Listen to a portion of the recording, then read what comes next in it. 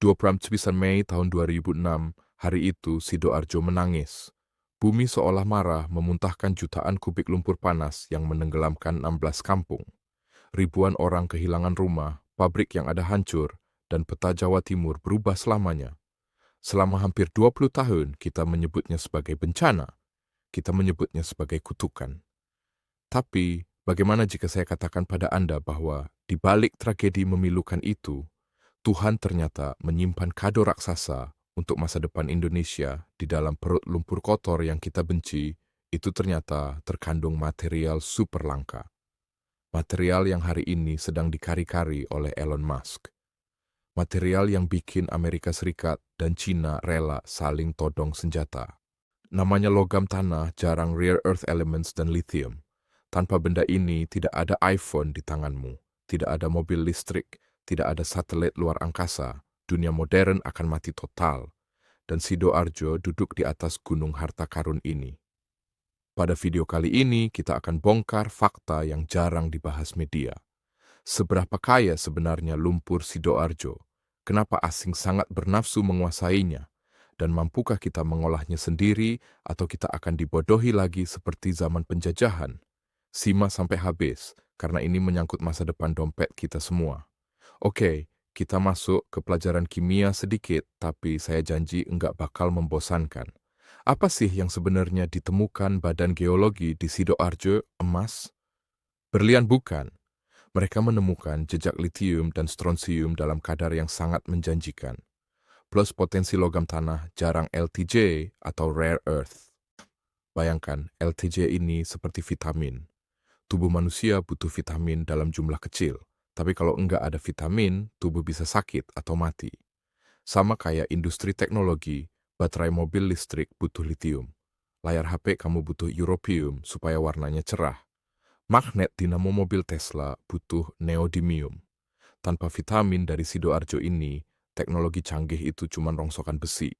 Selama ini kita buang lumpur itu ke Sungai Porong, kita anggap limbah. Padahal menurut penelitian Badan Geologi Kementerian ISDM, kadar litium di sana bisa mencapai angka yang ekonomis untuk ditambang. Bayangkan kita membuang emas cair ke laut selama 9 setahun. Berapa triliun uang yang sudah hanyut begitu saja. Kenapa temuan ini bikin Amerika panas dingin? Jawabannya satu kata, China. Saat ini Tiongkok adalah raja logam tanah jarang. Mereka menguasai hampir 90% pemrosesan LTJ dunia. Deng Xiaoping, pemimpin Cina dulu pernah bilang, Timur Tengah punya minyak, Cina punya tanah jarang. Ini mimpi buruk buat Amerika. Pesawat tempur canggih, mereka F-35 butuh 4 piku logam tanah jarang untuk bisa terbang. Kalau besok Cina bilang, oke, kami stop ekspor LTJ ke Amerika, maka pabrik senjata Amerika lumpuh. Militer terkuat di dunia bisa bertekuk lutut tanpa menembakkan satu peluru pun. Makanya Amerika sekarang panik mencari sumber baru non-China. Mereka lirik Australia, mereka lirik Vietnam, dan tentu saja mata mereka tertuju ke Indonesia. Sidoarjo bukan lagi sekadar area bencana. Di mata CIA atau intelijen Tiongkok, Sidoarjo adalah aset strategis geopolitik. Siapa yang bisa kerjasama dengan Indonesia mengolah lumpur ini, dia yang menang di masa depan. Tapi ada satu hal unik yang jarang orang tahu. Lumpur yang dibuang ke sungai itu sekarang mengendap dan membentuk pulau baru di muara Sungai Porong. Namanya Pulau Lusi, Lumpur Sidorio. Luasnya sudah hampir 100 hektar. Dulu gersang, sekarang jadi hutan bakau yang subur dan tempat wisata. Dan yang lebih gila lagi, semburan ini diprediksi para ahli geologi tidak akan berhenti dalam waktu dekat. Ada yang bilang 30 tahun lagi, ada yang bilang 100 tahun lagi. Artinya apa?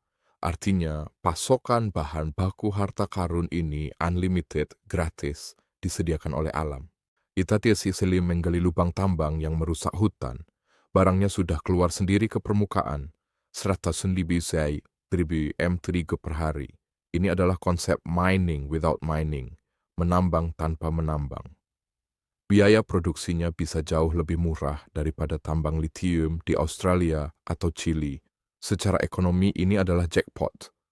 Tapi selalu ada tapinya. Kenapa sampai sekarang belum kita olah? Kenapa belum ada pabrik baterai di Sidoarjo? Masalahnya ada di teknologi. Memisahkan logam tanah jarang dari lumpur itu susahnya minta ampun, jauh lebih susah daripada memisahkan emas dari batu. Satu lagi tantangannya unsur radioaktif. Biasanya LTJ itu berteman akrab dengan thorium dan uranium yang radioaktif. Kalau kita salah olah bukannya dapat baterai, kita malah bikin limbah nuklir di Sidoarjo. Teknologi pemisahan yang aman dan efisien ini saat ini dikuasai oleh siapa? Ya, Tiongkok lagi. Disinilah bahayanya. Ada kekhawatiran kalau kita tidak segera menguasai teknologinya, kita akan kembali ke pola lama. Jual mentah. Pihak asing akan datang, mengeruk lumpur Sidoarjo dengan harga murah, membawanya ke negara mereka, diekstrak di sana, lalu dijual balik ke kita dalam bentuk HP mahal.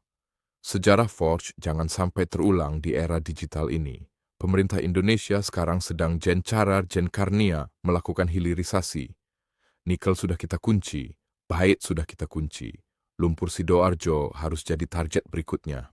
Badan Geologi dan BRIN sedang bekerja keras mencari metode ekstraksi yang pas. Beberapa pilot project sudah dimulai. Bayangkan tahun ke-2035 Sidoarjo bukan lagi dikenal sebagai kota bencana, tapi dikenal sebagai Silicon Valley-nya energi masa depan. Warga korban lumpur mendapatkan ganti untung dari royalti tambang gaya baru ini. Ekonomi Jawa Timur melesat. Lumpur yang dulu menenggelamkan harapan kini menjadi bahan bakar yang menerbangkan Indonesia menjadi negara maju. Itu bukan mimpi siang bolong. Itu sangat mungkin terjadi asal kita punya keberanian politik dan kemampuan teknologi. Jadi, kesimpulannya, Tuhan tidak pernah menciptakan sesuatu dengan sia-sia. Ia bahkan bencana pun ternyata menyimpan berkah yang tertunda. Sidoarjo adalah bukti bahwa di balik kesulitan ada kemudahan. Sekarang bola ada di tangan kita. Apakah kita akan membiarkan harta ini diambil orang lain lagi, atau kita akan menjaganya untuk anak cucu kita? Menurut kalian, sebaiknya pengelolaan lumpur Sidoarjo ini diserahkan ke BUMN swasta lokal atau kerjasama dengan asing Cina atau ASES? Tulis analisamu di kolom komentar. Diskusi ini penting supaya didengar para pengambil kebijakan. Terima kasih sudah menonton. Boleh tahu? Jangan lupa like dan share video ini ke teman-temanmu. Sampai jumpa di penelusuran berikutnya. Maju terus Indonesiaku.